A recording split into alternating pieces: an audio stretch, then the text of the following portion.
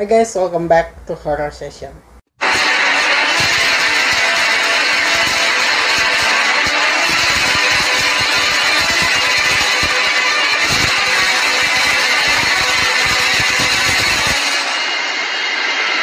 Kalian mungkin udah gak asing atau udah pernah nonton film Psycho, Texas Chainsaw, dan Silence of the Lambs. Film-film tersebut ternyata terinspirasi dari psikopat yang mengambil mayat dari kuburan dan menjadikannya sebagai souvenir ataupun peralatan-peralatan rumah seperti piring, sendok, dan lain-lain.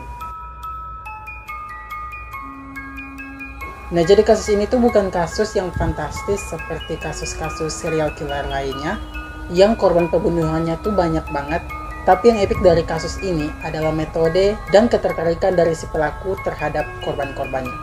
Seperti kata pepatah, tak kenal maka tak sayang. Karena itu, mari kita kenal dulu siapa pelakunya.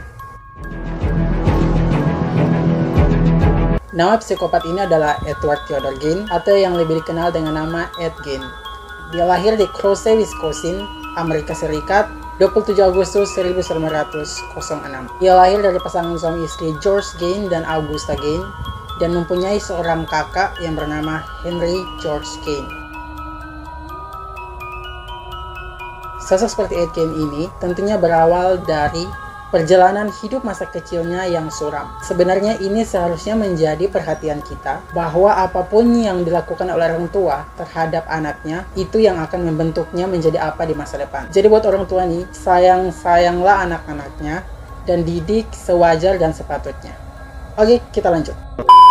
Ayah dari Ed Gein ini adalah seorang alkoholik dan ibunya Augusta adalah seorang sosok yang sangat religius. Walaupun ayahnya adalah seorang alkoholik, tetapi ayahnya ini adalah kepala rumah tangga yang sangat bertanggung jawab dan terus bekerja untuk memenuhi kebutuhan keluarganya.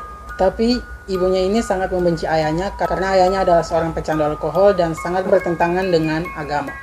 Nah, ibu dari Ed Gein ini, which is Augusta, selalu mendidik dan membesarkan anaknya dengan pandangan yang keras dan konservatif tentang kehidupan. Ibunya Augusta ini tiap hari selalu ngasih ceramah dan khotbah kepada kedua anaknya.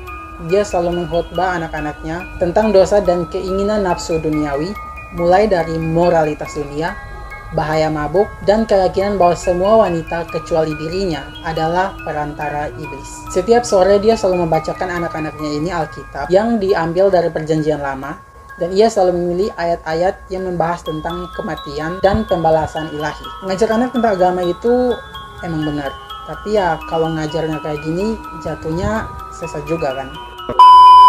Si Augusta ini akhirnya mengajak keluarganya untuk pindah ke sebuah pertanian di Plainfield pada tahun 1915. Karena dia gak mau anak-anaknya bersosialisasi dengan dunia luar. Satu-satunya kesempatan bagi Ed Gein dan juga kakaknya keluar rumah yaitu mereka pergi ke sekolah. Ibunya tuh selalu menghukum mereka kalau mereka mencoba untuk bersosialisasi dengan lingkungan luar. Sehingga Ed tumbuh menjadi anak yang pemalu dan memiliki kepribadian yang aneh, mulai dari suka tertawa sendiri, berbicara sendiri, bahkan suka melamun. Pada 1 April 1940, ayah dari Ed Gein ini meninggal dunia karena serangan jantung yang diakibatkan oleh alkohol. Sehingga Ed sama kakaknya, yaitu Henry, harus bekerja di kota untuk menghidupi kehidupan mereka. Kakak dari si Ed Gein ini, which is Henry, akhirnya bertemu dengan seorang janda anak dua dan berencana untuk menikahinya. Tapi dia ini takut sama adiknya yang terlalu dekat sama ibunya. Tetapi akhirnya si Henry ini memberanikan diri untuk memperkenalkan calon istrinya kepada ibunya. Dan begitu ibunya tahu, ibunya sangat murka kepada Henry. Akhirnya si Henry ini keluar dari rumah dan kawin lari. Hal tersebut membuat ibunya sangat shock, marah, dan akhirnya menjadi stroke. Berpindah pada 16 Mei 1944, Ed Gein ini mendatangi kakaknya dan meminta bantuannya membersihkan dan membakar rawa-rawa di pertanian mereka yang sudah sangat banyak. Karena pertaniannya itu sangat luas, akhirnya Ed Gein gak mungkin mengerjakan sendiri. Karena itu dia menghubungi kakaknya untuk membantunya. Akhirnya datanglah Henry bersama adiknya untuk membakar rawa-rawa tersebut. Saat dibakar ternyata apinya menjadi sangat besar dan tidak terkendali. Akhirnya mereka lari dan berpisah. Di saat itu pula Henry ini menghilang. Setelah api padam, dilakukanlah pencarian oleh polisi dan ditemukanlah si Henry ini sudah meninggal dunia. Tetapi tidak ditemukan luka di tubuhnya. Akhirnya setelah diotopsi, polisi menyimpulkan bahwa dia ini meninggal karena serangan jantung dan sesak napas. Setahun setelah kematian kakaknya, akhirnya ibu dari Ed Gein ini juga meninggal dunia pada 29 September 1945 karena stroke. Dan itu membuat Ed Gein ini sangat hancur dan stres, karena selama ini tuh dia cuma dekat sama ibunya dan dia tuh menganggap ibunya sebagai teman sejatinya sekaligus cinta sejatinya. Dan mulai dari saat itulah Ed Gein hidup dalam kesendirian. Selama 12 tahun setelah kematian ibunya, Ed Gein ini benar-benar menutup diri dan tidak ada seorang pun yang tahu aktivitas yang dilakukan oleh Ed Gein. Lalu pada tanggal 16 November 1957, salah seorang pemilik toko di Plainfield yang bernama Bernice Warden dikabarkan menghilang dan tokonya tutup sepanjang hari. Lalu anak dari pemilik toko tersebut datang ke toko ibunya untuk memeriksa keadaan toko. Setelah dia datang, dia menemukan bercak darah di lantai, serta mesin kasir yang masih menyala dengan struk pembelian terakhir atas nama Ed Gein. Akhirnya dia langsung melaporkan hal tersebut kepada polisi. Polisi pun turun untuk menyelidiki kasus ini dan setelah diselidiki, polisi mendapatkan informasi dari para warga sekitar toko yang berkata bahwa Ed Gein adalah orang terakhir yang berada di toko tersebut semalam sebelum Nyonya Bernice Warden ini hilang.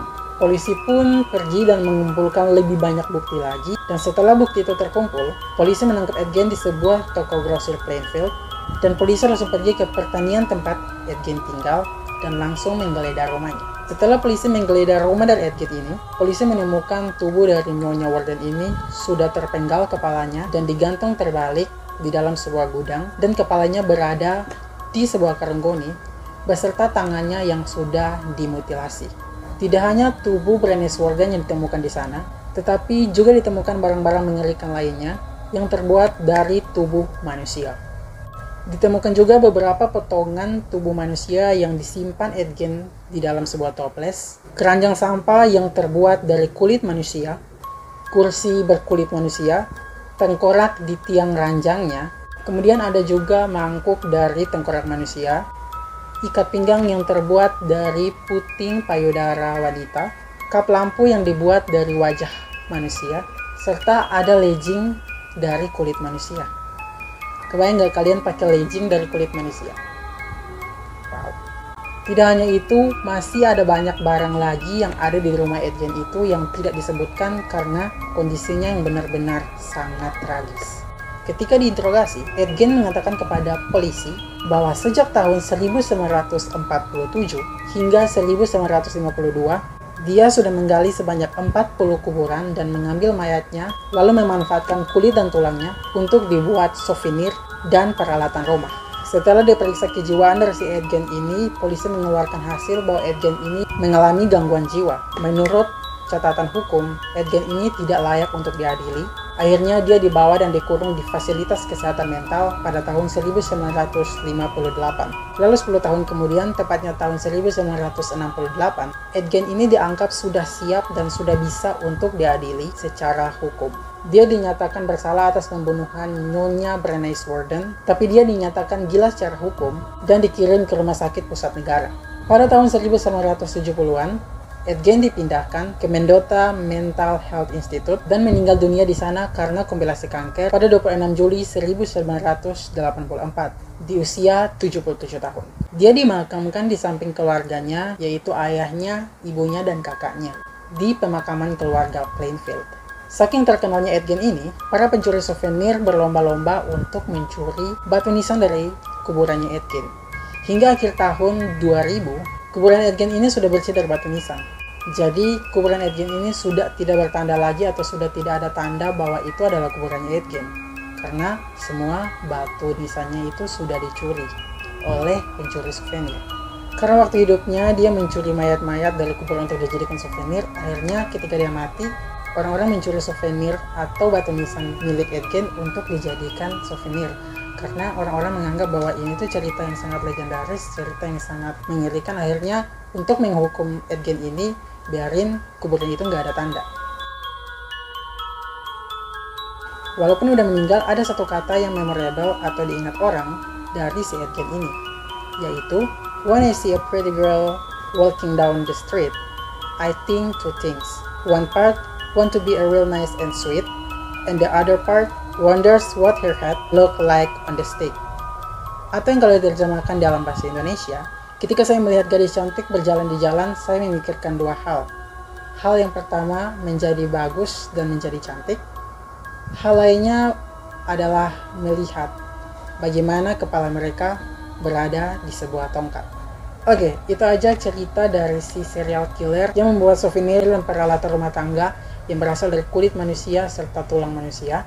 Menurut kalian karakter dari si Ed Gein ini seperti apa? Komen di bawah. Oke, itu aja dari aku yang bisa aku bagikan ke kalian di horror session kali ini. Thank you for watching, dan jangan lupa mengklik tombol subscribe di bawah, dan jangan lupa juga follow Instagram aku @kirmiart. See you next video. Bye bye.